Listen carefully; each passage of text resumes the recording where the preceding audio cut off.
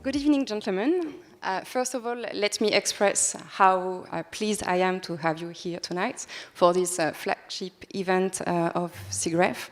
This is the first time we met for real, for like 1 year and a half now. This is very important for building our cooperation. So tonight we have to speak about European horizons. This is going to be a very challenging roundtable because basically we have 15 minutes only to speak about our cooperation, and we do have many subjects to tackle. So first of all, I know it's quite unusual to give the floor on the inviting power, but my first question will be to Bernard, because I would like you, Bernard, to expose the motivation of this cooperation. Why is it important for Cigref members and for you to animate this cooperation? What are our major issues and how does this cooperation work? Je ne sais pas si j'utilise ce micro. Ça marche. It works. Great. So I'm going to be very short because my hosts are here and I don't want to spend too much time. But just to remind the objective of this cooperation, and I would say, first of all, I'm really glad to have you here. It's the first time that we are here, 4 presidents of 4 associations in Europe, talking to the French Assembly of Cigref, but delivering the same kind of message at European level. So I'm really impressed first and honored. So why we are here tonight? Well, first we represent all of us, the business users, as we used to say, and this is why we have a very good focus on promoting digital for our businesses at European level, and we've seen that we are fully aligned in the objectives that we are pursuing in our own country, but now we need to step up at the European level because the European Commission is very, much more listening to us when we raise our 4 voices at the same time.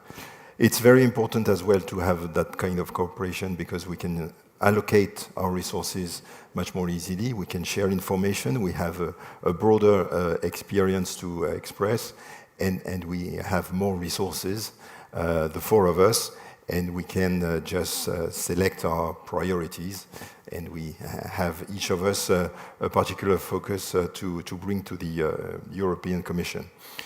So we started that cooperation 2 years ago at the initiative of Cigref. I wanted to state 2 important things. One is actually to focus more, as I said, on the content and not the container. So forget about the governance for a European association, but start working together, and this is from a concrete point of view what we wanted to say. And the second thing is that sister association is not a stupid word. It works because we are CIOs, all of us, and we share absolutely the same objectives. I would just conclude, because we've got 11 minutes left. So I skip and I conclude with a quote from Henry Ford, who said, "Coming together is the beginning, keeping together is progress, working together is success." Very nice. Maybe I should have kept you for the conclusion, but I may use your words. All right, so we have 11 minutes left. Thank you, Bernard. My next question will be addressed to you, Arthur. Thank you for being here tonight with us. You are the CIO of an important university medical center in Netherlands, and you have also been for 2 years now the chairman of a CIO platform Nederland. I guess you are very busy with these 2 hats. So please, can you tell us, as a CIO and the chairman of a business user association, What is probably for you the most important topic right now, and what keeps you busy because of that? Yeah, thank you, Vanessa, and thank you everybody for being here. In particular, Bernard, who brought us actually together 2 years ago. And indeed, as he said, focusing on important subjects, and there are a lot, brings us together.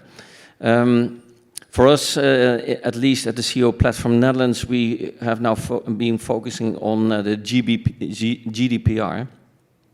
How do you say that in French? RGPD. Okay. Reverse. I was just thinking, should I do it in Dutch or in English, but GDPR. But anyway, a fantastic law, a very good law, a law which the European community can be proud of, but there are some flaws about that law. And we discussed that a couple of times together. What is so strange about this law? The strange thing is that we as business users are the sole responsibility, it seems, of compliance to that law. And I give you just a very simple example. Should I give an example, Vanessa? Yeah. Because if I talk with lawmakers in the Netherlands, but also when we sit together and we talk with lawmakers at European level, it's not properly understood what happens if you apply the GDPR law. And I give an example of car makers. A car manufacturer from the United States is only allowed to bring the cars into Europe if that is compliant to European laws. This does not apply to software in a strange way. So our big partners, the Microsofts and the Googles, etc., but also the smaller ones, can just bring software on the market which is not GDPR compliant. And it sounds a bit strange, but you have to see it as the car maker who has to assure that the car is compliant to the exhaust and the rigidity of the car, that the wheels don't break off, and the users, which we have to comply to the fact that we have to buy the laws of the regulations of the road traffic. And this is something we would like to get in place for software as well. And the flaw is in itself that, first of all, the lawmakers haven't properly understood that there's that also the software companies need to do something about it, and that the sole responsibility is not only with us, but as that is a shared responsibility with the software suppliers and we end users.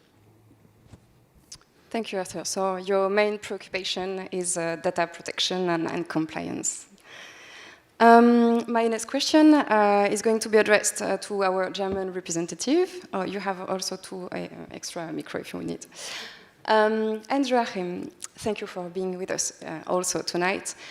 You have an extended experience as a CIO or a CIO counselor in digital security as well as defense industry. You are also a board member of Voice, the German association, and you are in charge for Voice of German affairs. Exactly 1 month ago, your association and yourself, you made a serious call to your government on its cybersecurity strategy. On behalf of Voice members, you call for a stronger liability of software producers as well as cloud provider. This topic is obviously very important for Cigref as well, so maybe you can provide us a little more information about this concern and how it is affecting German companies, and why do you think this is important to tackle this topic together and at a European level? Yes, but first let me really say that I'm deeply impressed of what you've been doing here and what Cigref is moving, especially your political opinion you are bringing forward here in this room. I wish I had the backup of my members in Germany in the same way. That is really impressive. And if it would have been for just 1 minute to come here, I would have done it. So really a great job. We've been complaining about quality. Things have been complicated lately, so that if you have if some of us are exhausted and systems are very complicated, then you begin to believe in fairy tales. And the companies who are offering the software are beginning to tell you these fairy tales, and you tend to believe them because they fulfill wishes. One of the important points is that if you don't have servers, you don't have problems. I don't know any of the cybersecurity specialists who would agree on that.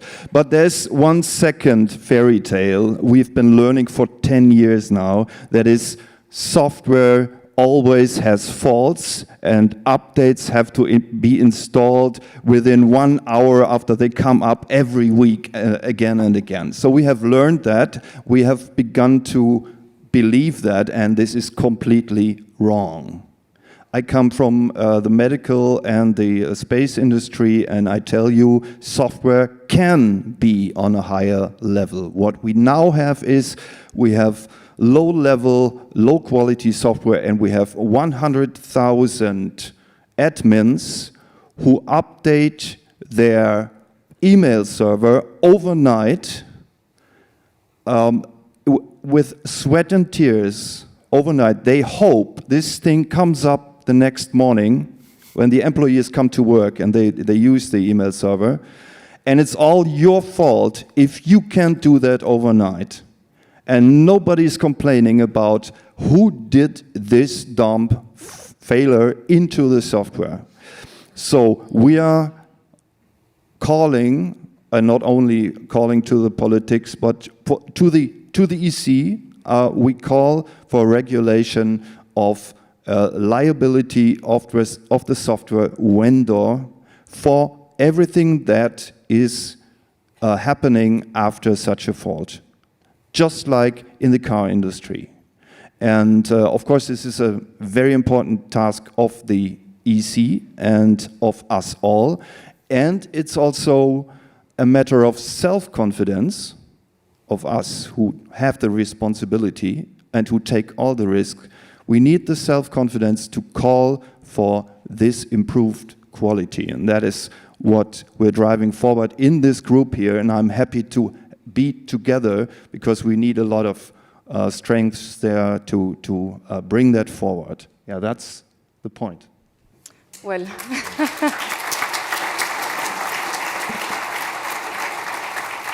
thank you very much for this very powerful testimonial and return of experience. So my last question will be addressed to our Belgian colleagues, so last but not least, as we say.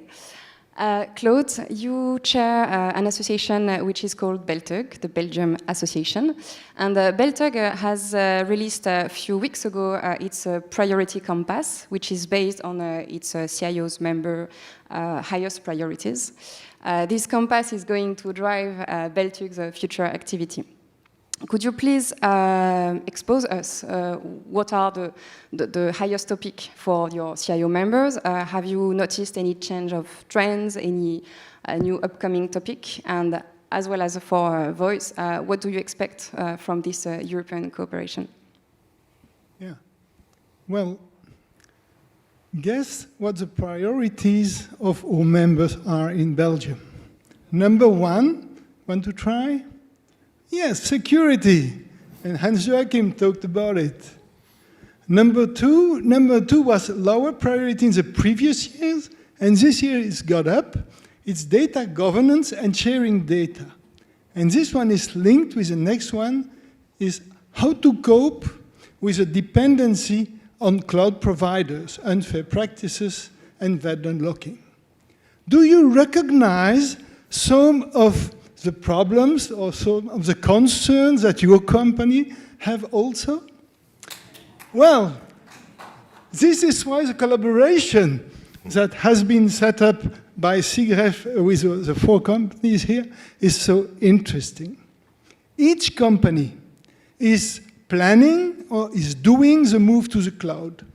And this means negotiating with the supplier of infrastructure as a service or software as a service. And this is very, very difficult. I will just give you one example out of my personal experience. Imagine 10,000 users connected to a software as a service, and you ask the provider, if the system is down for half a day, and it's clear that you are responsible, what will be the penalty? Well, the cost is evident. 10,000 people doing nothing for half a day, that's 5,000 man days, let's say 200 euro per day, it's 1 million. Huh? And first answer, this will not happen. My answer, oh, let's put it in the contract. Next answer, our top manager doesn't allow us to undertake such a condition, such a clause. But we had the problem because we had really 10,000 people that would be customers without working, so they would ask us money. So negotiations. And the result was a low penalty, and we had to undertake an insurance to cover their risk. So, next step, share your experience with your peers. So that's why we created at Beltug 5 years ago some task force, software asset managers, talking together about the unfair clauses and all that, try to make a list, and try to challenge the supplier about it. Well, challenging supplier is interesting, but the bargaining power is so unequal that we believe now that only a regulation, like abuse of monopoly regulation, might really help the market. But for such a regulation, national level is not enough, even France or even Germany. It's a European level that is required. And that's why this collaboration that we have here is really interesting. And 2 years ago, Cigref invited us to start discussing in more details and trying to act together. And we discover that we are very, very, very close. The kind of concerns are the same, the kind of logic are the same. So we can really work with confidence together. And at the same time, European Commission, the new European Commission, with Thierry Breton and Margaret Vestager, started a lot of questionnaire about regulations in preparation. And this was a lot of job work. So 2 years ago, well, last year it was DSA, DMA, and this year it was, for example, Artificial Intelligence and Data Act. And happily we could share the workload. And we could join forces to produce documents signed by the 4 associations. And we were happy to hear from the European Commission that they value the document produced by the 4 associations. So we do not know the future, but we hope that the voice of the business users, your voice, our voice, that this voice brought to the European Commission by the 4 associations, that this voice will be heard. I thank you.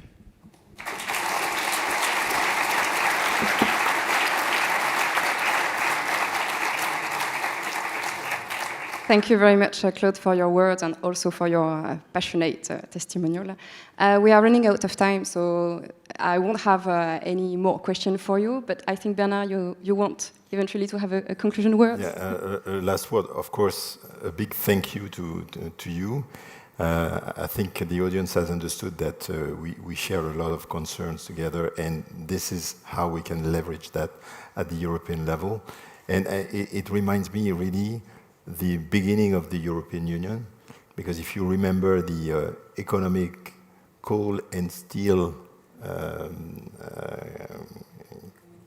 community, it was Germany, Nederland, Belgium, France, of course Italy and Luxembourg, but here we are together. So next time we're going to invite some more.